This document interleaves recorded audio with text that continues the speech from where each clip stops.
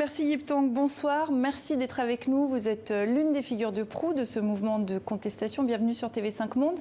Que reprochez-vous exactement au Premier ministre ? Il règne depuis 15 mois et à peine élu, il a géré le Covid et le Wakashio qui était catastrophique. Mais depuis la dernière marche au mois de septembre, en 5 mois, il y a eu des crimes qui ont été déguisés en suicide par la police et prouvés maintenant.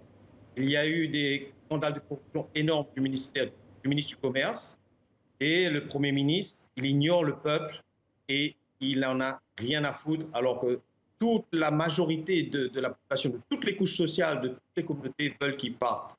15 mois de naufrage, pire que le Wakashio. Donc vous faites référence à la marée noire d'août dernier. Vous faites des reproches, vous portez des accusations très graves. Jusqu'où irez-vous pour le faire démissionner ? Écoutez, il a le droit de rester jusqu'en 2024. Et on a fait 4 marches qui ont fonctionné. Une, on a dû annuler avec une pression des opposants d'une communauté spécifique de l'île Maurice qui voulait rendre les choses raciales entre les Africains et les hindous, les Mauriciens de ces deux communautés. Et là, s'il ne part pas, et c'est un bon signe parce qu'on a rencontré pour la première fois les citoyens, les leaders de l'opposition, il y a 6 jours.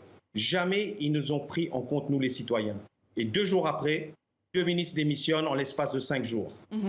Et 2 ministres importants, le secrétaire général du parti au pouvoir fondateur et ministre des Affaires étrangères, qui dit que le gouvernement ne fonctionne pas comme il faut et que le Premier ministre est injoignable.